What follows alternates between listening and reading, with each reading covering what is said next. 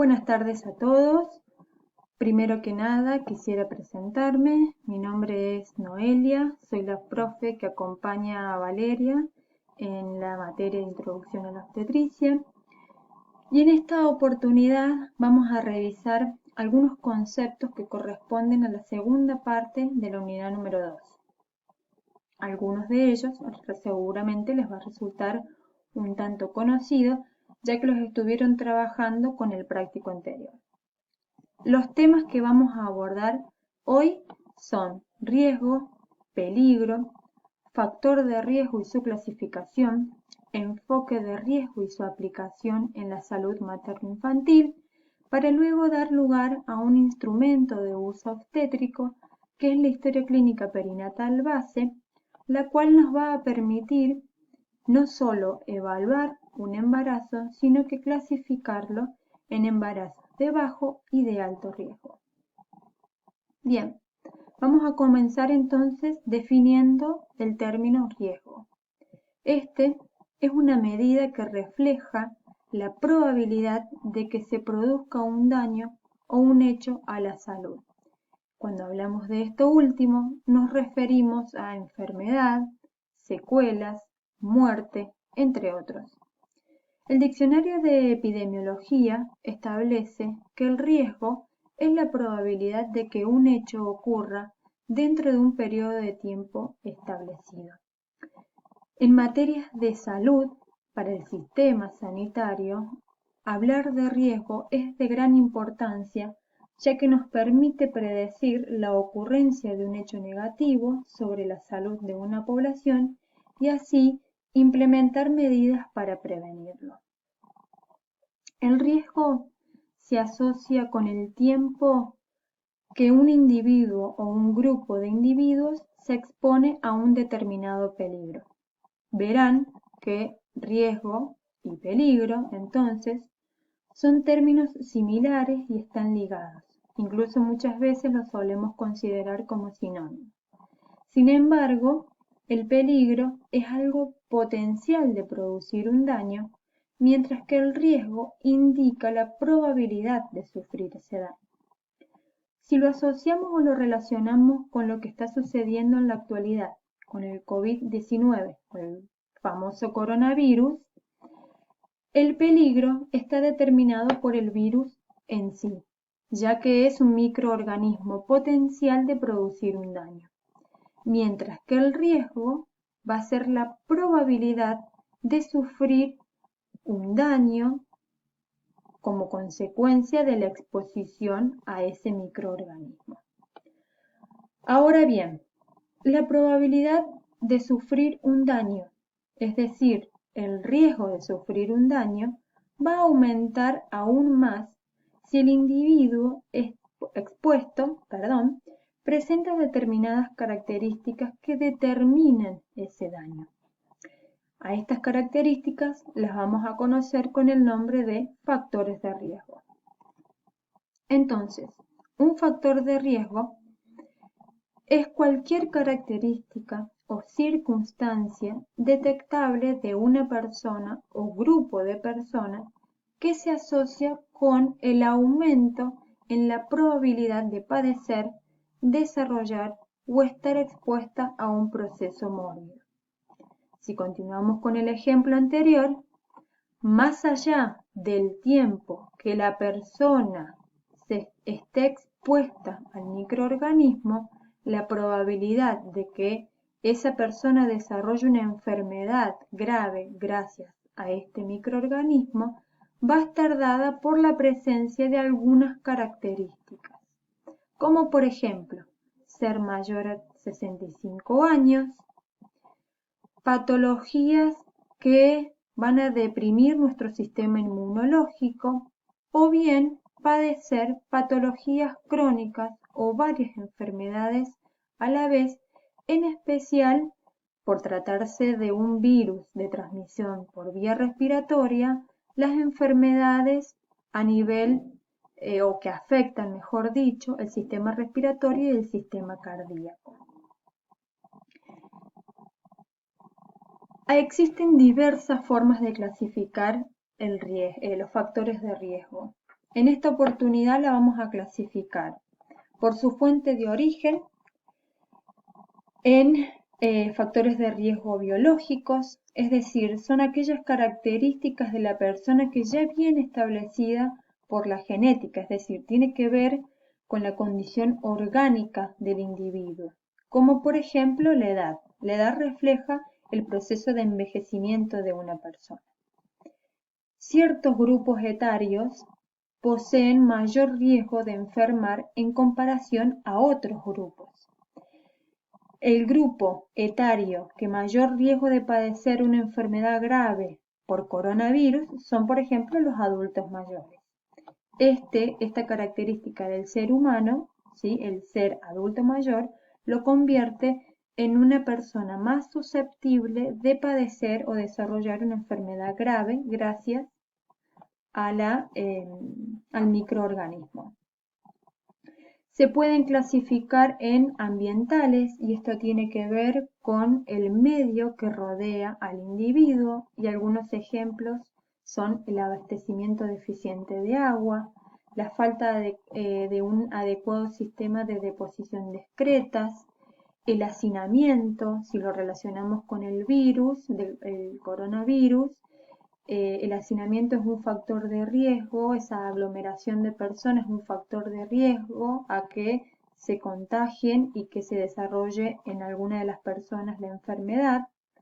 También se puede clasificar de acuerdo al comportamiento o al estilo de vida del individuo y esto tiene que ver con la conducta o con decisiones con respecto al individuo en relación a su salud, como es el caso del hábito de fumar, relacionados con la atención a la salud, y algunos ejemplos son la baja calidad de la atención, cobertura insuficiente, recursos sanitarios insuficientes o escasos. Se puede clasificar también, de acuerdo a su origen, en socioculturales, y ahí vamos a detenernos en lo que significa socioculturales. Hacemos referencia a aspectos sociales y culturales de una población, es decir, la forma de interacción entre los individuos, entre sí y con el medio, algunas ideologías, algunas costumbres, ¿sí? Y algún ejemplo de factores de riesgo socioculturales nos referimos a la educación o al nivel de educación. Con esto nos estamos refiriendo al nivel de educación formal alcanzado por una persona. Por ejemplo, el nivel inicial, primario, secundario, terciario, etc. Ustedes se preguntarán por qué el nivel de educación puede llegar a ser un factor de riesgo que aumente la probabilidad de padecer alguna enfermedad en una persona. Esto se asocia básicamente por la posible dificultad de la persona en interpretar alguna indicación médica o la dificultad para interpretar un prospecto de algún medicamento. Si esa persona tiene un bajo nivel de salud y no alcanzó a los niveles en donde se aprende a leer y a escribir, posiblemente tenga alguna dificultad. Que de por sí el nivel de educación por sí solo no va a producir directamente ningún daño en la salud, pero sí si se asocia a otros factores de riesgo. Y por último, dentro de lo que es la clasificación por su fuente de origen, encontramos los factores de riesgo del tipo económico, como por ejemplo un bajo ingreso monetario en la familia. Por su característica, los factores de riesgo se pueden clasificar en modificables, aquellos en donde el ser humano tiene control sobre esos factores de riesgo y tiene la capacidad de modificar, modificando su conducta, como es en el caso del hábito de fumar, algunos hábitos alimenticios, o factores de riesgo no modificables, y son justamente aquellos factores que vienen predeterminados en la genética o son factores hereditarios. por las personas a quien afecta en personales, familiares y comunales. Un ejemplo de factor de riesgo familiar es, por ejemplo, la exposición a la violencia doméstica, o los comunales o comunitarios, por ejemplo, la falta de espacios de recreación en una determinada población, que, como les decía anteriormente, tal vez por sí solo no afecten a la persona directamente, pero sí aumentan la probabilidad de que ese individuo desarrolle alguna enfermedad o algún hecho negativo sobre su salud. Por último, podemos clasificar a los factores de riesgo según el tipo, en momentáneos, cuya duración es limitada o corta o de una sola exposición, y damos el ejemplo de la exposición a la malaria en un turista que se dirige a un lugar donde hay mayor circulación de ese microorganismo. Pueden ser del tipo continuo, cuya acción es permanente en el individuo por un largo periodo, como por ejemplo los niveles altos de colesterol en sangre, y acumulativo, es decir, que puede acumularse, valga la redundancia, en el individuo por un determinado tiempo hasta que éste desarrolle la enfermedad. Por ejemplo, el hábito de fumar, que es de por sí, en un periodo corto de tiempo, posiblemente no desarrolle ningún tipo de enfermedad, pero sí continúa a lo largo del tiempo y el individuo a su vez padece otro tipo de enfermedad, lo que lo convierte en un individuo susceptible. El hábito de fumar seguramente aumentará la probabilidad de que desarrolle una determinada enfermedad. Es importante aclarar con respecto a los factores de riesgo dos cosas. Una, que en un mismo individuo, en una familia o en una misma comunidad podemos identificar varios factores de riesgo. Mayor cantidad de factores de riesgo presentes en ese individuo, en esa familia o en esa comunidad, mayor será la probabilidad de sufrir un daño. Y por otro lado, hay factores de riesgo, como lo habíamos aclarado anteriormente, hay factores de riesgo que por sí solos no afectan a la salud directamente, pero sí si se asocian con otros factores de riesgo, tal como lo veíamos en el ejemplo del nivel educativo.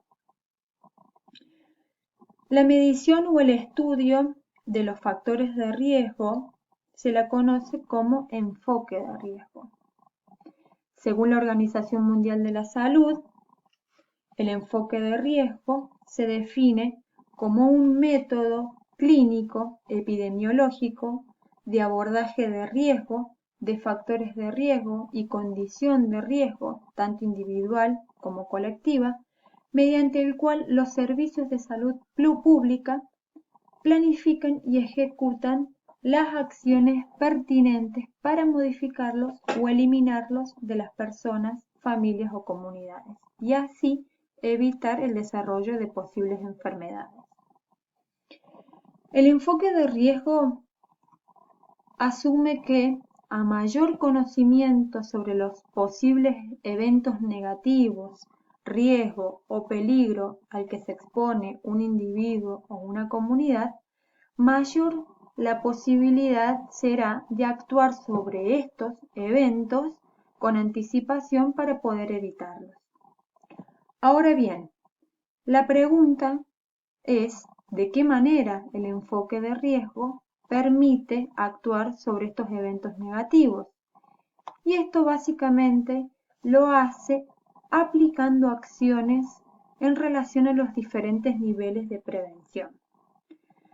Lo hace cambiando algunas condiciones que exponen a un individuo o a un grupo de adquirir la enfermedad o el daño, aplicando aquellas acciones de prevención primaria, como lo es la promoción de la salud y la prevención de enfermedades, modificando las consecuencias de esos eventos negativos, asegurando la presencia de servicios en el caso de que el problema se presenta, e interviniendo en la fase precoz de ese proceso mórbido y prevenir su desarrollo. Dicho en otras palabras, lo implementa realizando acciones que tienen que ver con la prevención secundaria, es decir, el diagnóstico precoz y el tratamiento oportuno. Y a quienes ya están dañados o enfermos, el enfoque de riesgo interviene para tratar las manifestaciones patológicas, controlar la progresión de la enfermedad y evitar mayores complicaciones. Es decir, acciones que tienen que ver con la prevención terciaria, lo que hace referencia a la rehabilitación o la reinserción social de ese individuo. Vean ustedes cómo algunos conceptos se relacionan con lo visto anteriormente. El conocimiento y el estudio de estos factores de riesgo en un individuo, en una familia o una comunidad permite dar más atención a aquellos que tienen mayores necesidades. ¿Qué quiere decir esto? Asumimos como población que no todos los individuos tienen la misma probabilidad de enfermar, de enfermar o morir. Por lo tanto, requieren de diferentes necesidades de atención. Para diferenciar a esos individuos que tienen mayor necesidad de los que menos necesidad de atención requieren, el sistema de salud cuenta con instrumentos que le permite clasificar a los individuos de bajo riesgo, por lo tanto, los que van a requerir una atención mínima, de los individuos con un riesgo alto, los cuales, por su condición, van a requerir de una atención más especializada. En el ámbito de la obstetricia, la herramienta para lo cual podemos aplicar el enfoque de riesgo, o sea, esta clasificación de pacientes en riesgo bajo o en riesgo alto, y así determinar qué tipo de atención amerita, nos va a permitir, es la historia clínica la que nos va a permitir, ¿sí?, realizar esas acciones. La historia clínica cumple con determinados objetivos, como por ejemplo, alguno de ellos es servir de base para planificar la atención de la embarazada y su hijo y así facilitar el funcionamiento de los servicios perinatales, normatizar y unificar la manera en que se recolectan los datos referidos al embarazo y al producto de ese embarazo, facilitar al personal de salud la aplicación de normas de atención para la embarazada y el recién nacido, asimismo también ofrecer elementos básicos para facilitar la supervisión y la evaluación de los centros de atención primaria de la salud, ayudar en la capacitación de los equipos de salud, y esto está relacionado sobre todo a la forma en que se confecciona la historia clínica, a través de los datos recabados en la historia clínica de las diferentes pacientes, nos permite conocer las características generales de la población que se atiende. Tengamos en cuenta que esta historia clínica es un documento que permanece guardado en el centro de salud o en el servicio de salud en el cual se utiliza, y que el registro de esos datos nos permiten realizar a los profesionales de salud, realizar investigaciones con determinados datos y constituir un registro de datos de interés legal que puede ser útil o utilizado, mejor dicho, tanto por la embarazada y su hijo, por el equipo de salud y por la institución responsable de la atención. Ustedes en el material, en la sección de anexos que está colgada en el campus virtual, van a tener bien detallada la forma correcta de cómo recolectar los datos, cómo confeccionar una historia clínica, teniendo en cuenta lo que habíamos dicho anteriormente, que es un elemento que sirve de resguardo legal, tanto para la mujer embarazada como para el profesional de salud. Esta historia clínica perinatal base está constituida por 6 partes o 6 unidades. La primera parte es la identificación de la embarazada. Ahí volcaremos o recabaremos datos en relación a la identificación de la embarazada. La segunda sección hace referencia a los antecedentes de esa persona. La sección 3 hace referencia al embarazo actual. La cuarta está en relación al parto o aborto, es decir, la forma en que finaliza ese embarazo. La quinta, se van a recabar todos los datos en relación al recién nacido. Y la sexta, todos los datos en relación al puerperio, que es ese periodo posterior al nacimiento. Como ustedes pueden observar, existen algunos circulitos o algunos casilleros que están indicados o resaltados en color amarillo. Estos casilleros nos están indicando alerta, es decir, son aquellos factores de riesgo que, estando presentes en el embarazo, van a aumentar la probabilidad de que esa mujer embarazada padezca o desarrolle alguna determinada enfermedad.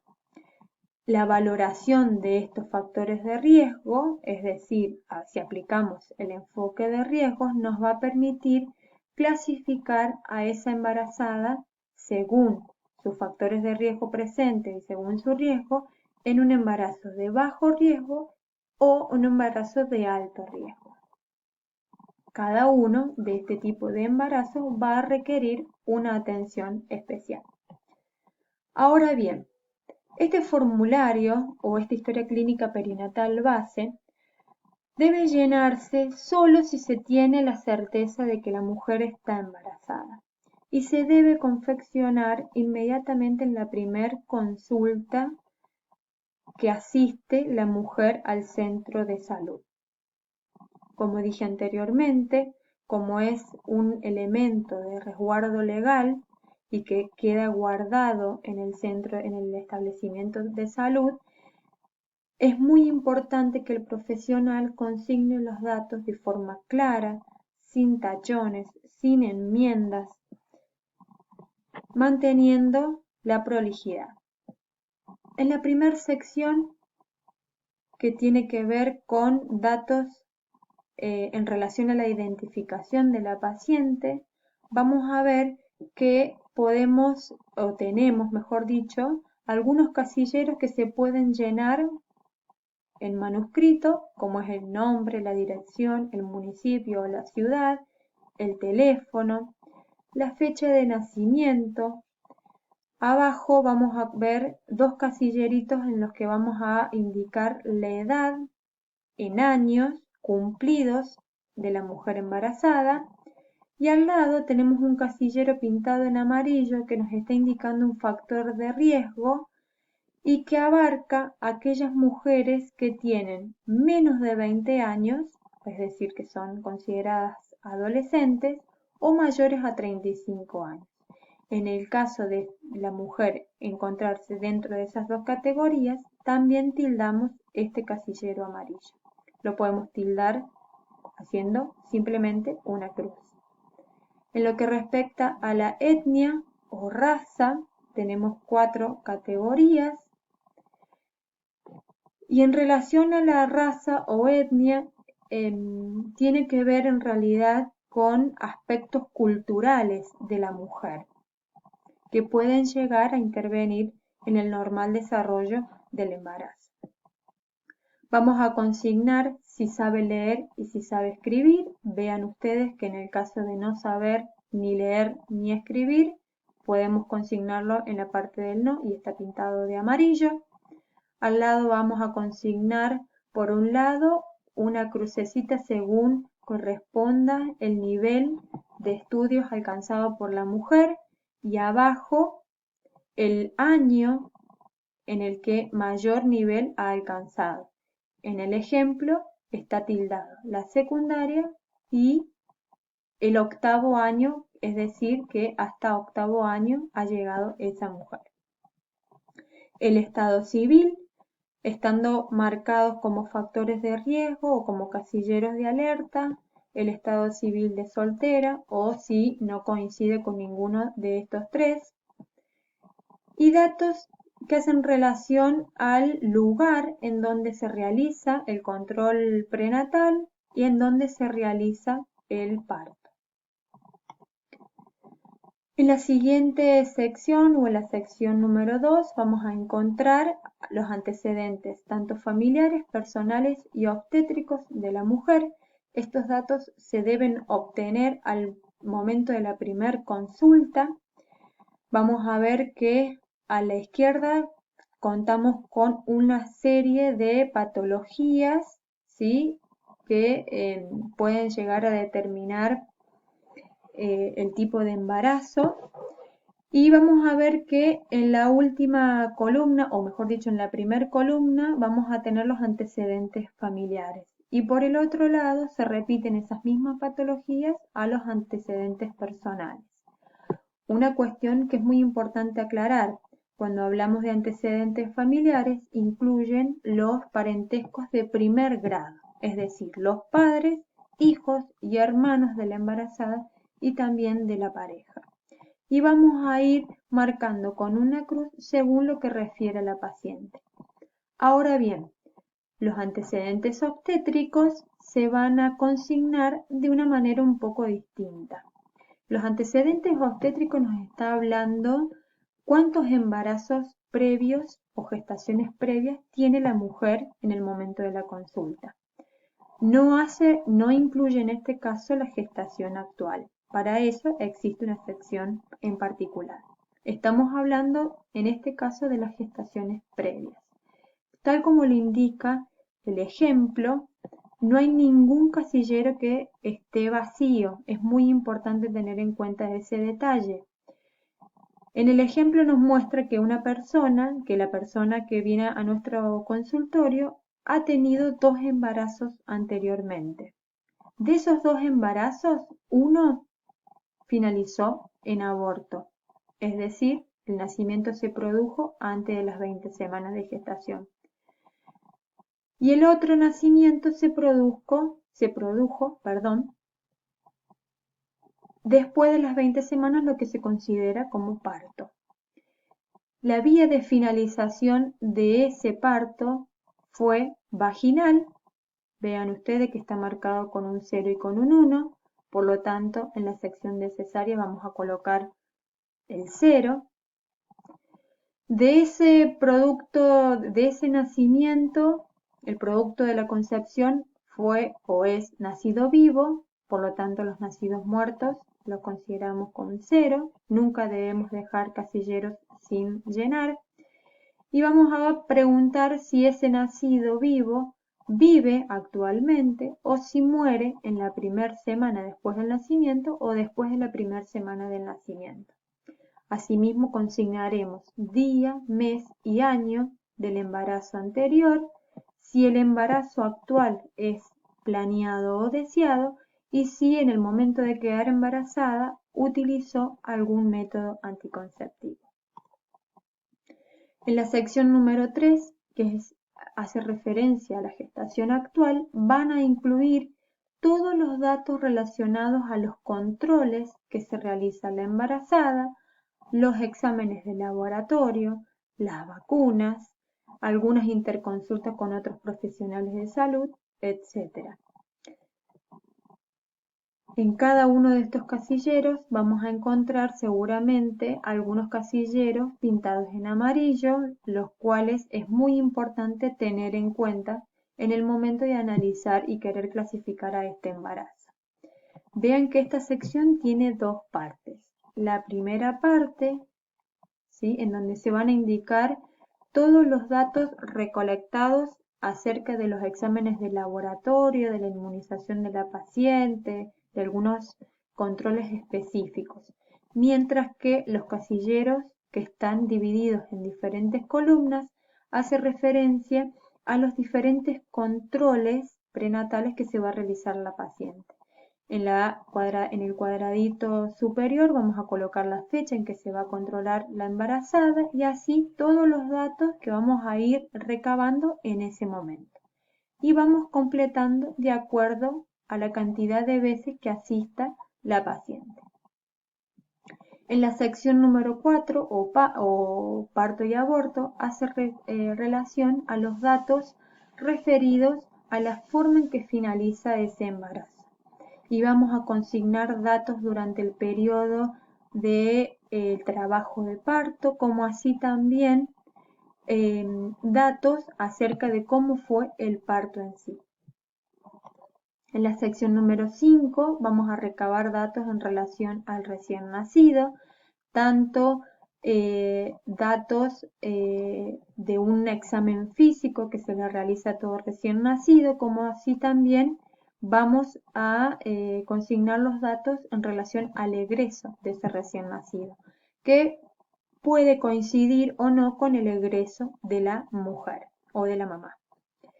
En la última sección, en la sección del puerperio, vamos a ver que tiene 3 tipos de columnas. En la primera columna vamos a controlar o vamos a consignar datos del control del puerperio, ¿sí? Son las horas o días posterior al parto o al aborto. Otra columna en relación a el asesoramiento en anticonceptivos y otra columna en relación al egreso materno, que como les decía anteriormente, puede o no coincidir con el egreso del recién nacido.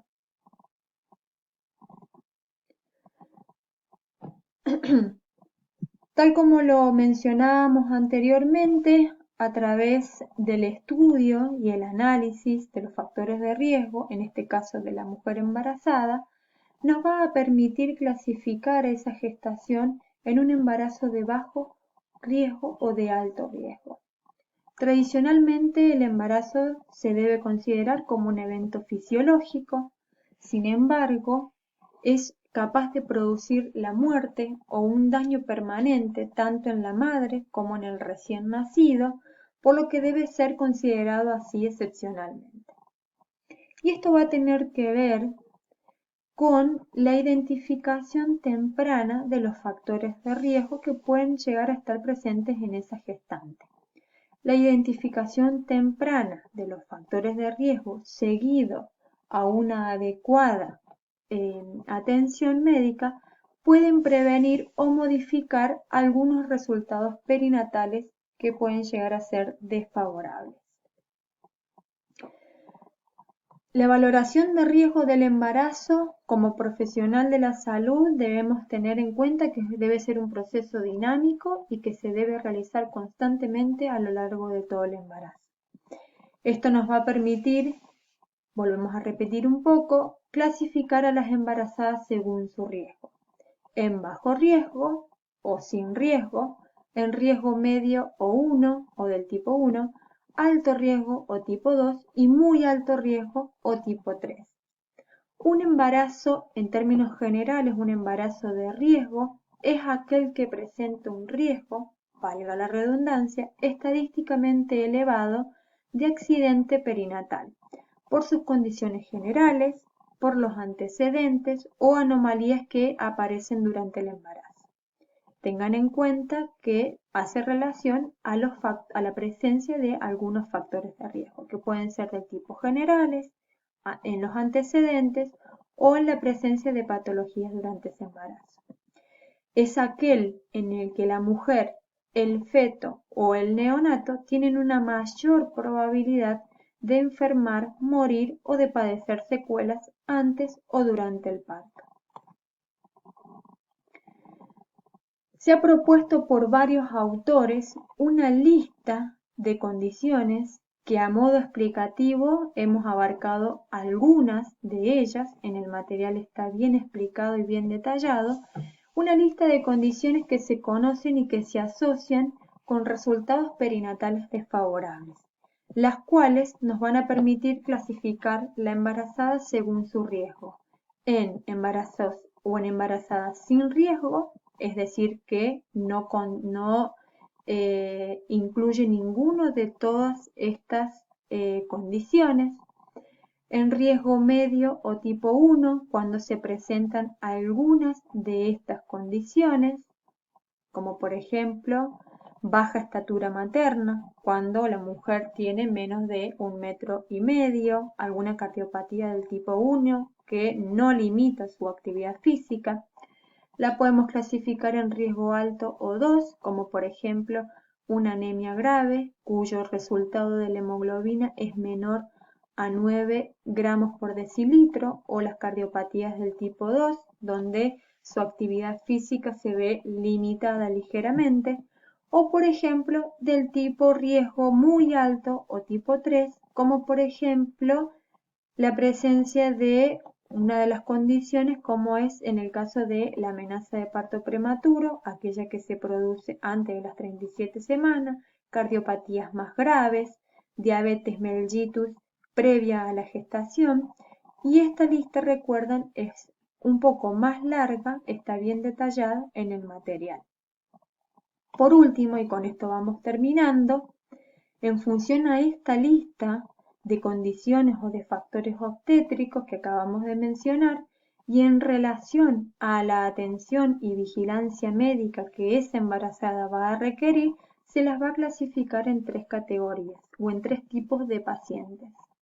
Pacientes de riesgo alto o tipo 3, que son aquellas que para el control de su patología o de esas condiciones debe permanecer en reposo absoluto con hospitalización y vigilancia médica estricta, como es en el caso de la presencia de toxemia o una hipertensión arterial grave.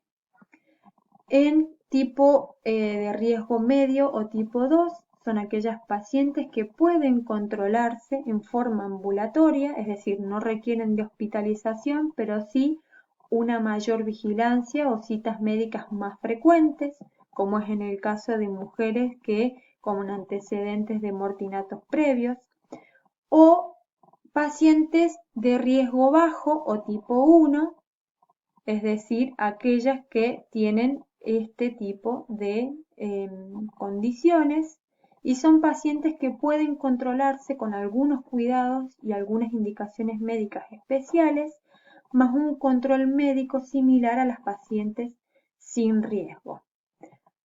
Un dato para aclarar: nosotros los profesionales obstétricos, nuestras competencias nos habilitan para actuar en embarazos siempre de bajo riesgo, ¿sí? Una vez detectado embarazos y podamos clasificarlos en un embarazo de bajo riesgo, es de nuestra función poder derivarlos a algún profesional más competente. Con esto terminamos. Gracias por su atención. Nos vemos en la próxima.